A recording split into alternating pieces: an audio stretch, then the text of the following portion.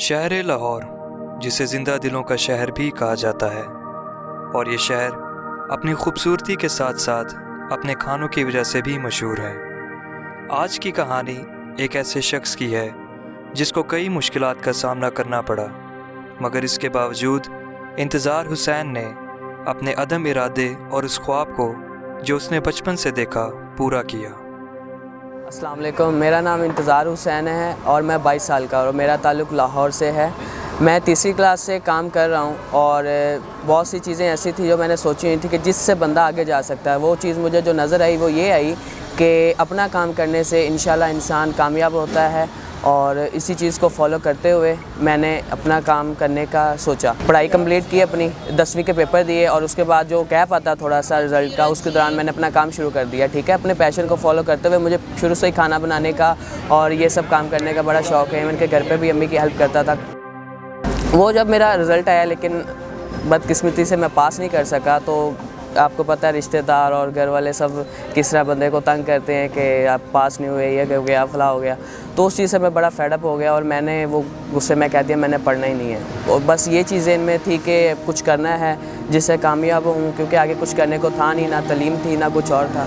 बुचेस burger दरअसल ये आप लोगों को ना आपकी ज़िंदगी में कुछ अच्छे लोग मिल जाना अल्लाह ताला की ख़ास नेमत है। ठीक है, मुझे दो मेरे बहुत अच्छे दोस्त मिले मुझे।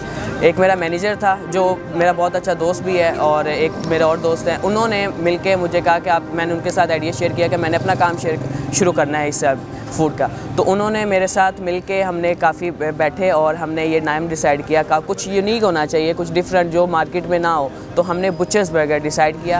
हम लोग बुचेस बर्गर 3 बजे आ जाते हैं स्टॉल पे, और उसके बाद मैं ख़ुद ही सारा सामान ख़रीद के लाता हूँ, जिसमें बीफ से लेके चिकन से लेके कोयले, हर चीज़ मैं अपने खुद अपने हिसाब किताब से ख़रीद के लाता हूँ।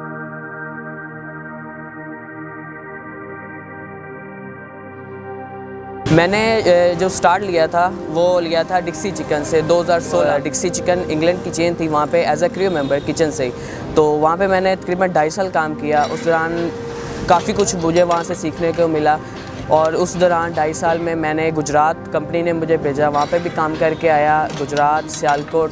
तो वहाँ से भी बहुत कुछ सीखने को मिला। फिर उसके बाद वहाँ से मैंने काम छोड़ा, और मेरे जाने वाले थे, उनके कोलीग्स थे, उन्होंने मुझे DHA भेजा, DHA लाहौर, ताकि मैं वहाँ पे मज़ीद काम और बेहतर सीख सकूँ। और वहाँ पे मैंने तकरीबन 1 साल पूरा काम किया, और वहाँ पे भी एज अ क्रू मेंबर ही किया। और वहाँ पे मैंने 1 साल करने के बाद फिर मैं जब नज़र आया कि यार अब मुझे अपना काम कर लेना चाहिए, क्योंकि आपको पता है जॉब में आजकल इतनी नई अवेयरनेस है कि बंदा ना आगे जा सके। तो फिर वहाँ से मैंने छोड़ा, और कुछ सेविंग थी मेरे पास, कुछ घर वालों ने हेल्प की, और फिर मैंने अपना काम शुरू किया यहाँ पे।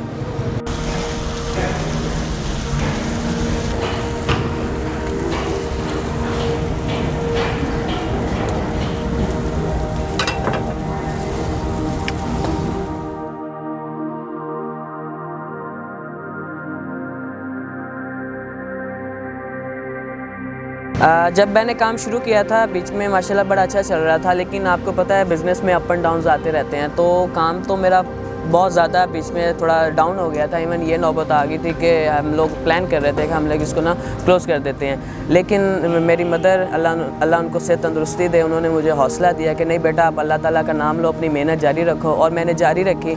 इवन कि जो मैं काम करता हूँ उसमें भी मेरी मदर मेरी बहुत हेल्प करती हैं। सॉसेस बनाता हूँ मैं खुद, उसमें भी मेरी अम्मी हेल्प करती है। इसीलिए हम कहते हैं हमारी होममेड सॉसेस है। तो उनकी दुआओं से और मेरी मेहनत से अल्हम्दुलिल्लाह जैसे जैसे टाइम बढ़ता गया, लोगों को पता चलता गया कि बुचेस बर्गर है, इसका टेस्ट अच्छा है, तो लोग आते गए, खाते गए, और अल्हम्दुलिल्लाह अभी काम माशाल्लाह बहुत अच्छा चल रहा है मेरा, और एक कामयाब बिज़नेस चला रहा हूँ।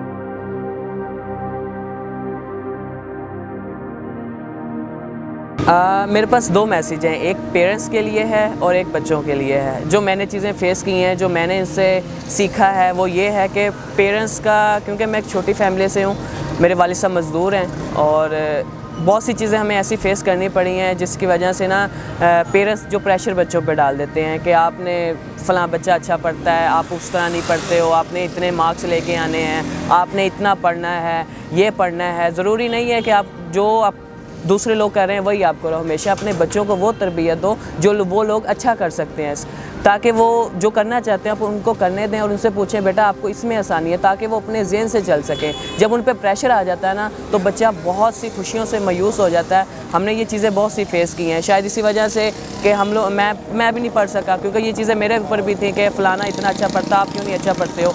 कुछ चीज़ें वो होती हैं जो अपने बच्चों को वो नहीं दे सकते जो उन बच्चों को मिल रही होती हैं, लेकिन उसके बावजूद आपकी उम्मीदें ये होती है कि हमारा बच्चा वैसे पढ़े, तो आप उसके साथ अच्छी तरह चलो, दोस्तों की तरह चलो और उससे पूछो कि वो क्या करना चाहता है, और अगर आप उसको उसके मुताबिक चलने दोगे तो इंशाल्लाह वो एक दिन कामयाब बच्चा बनेगा।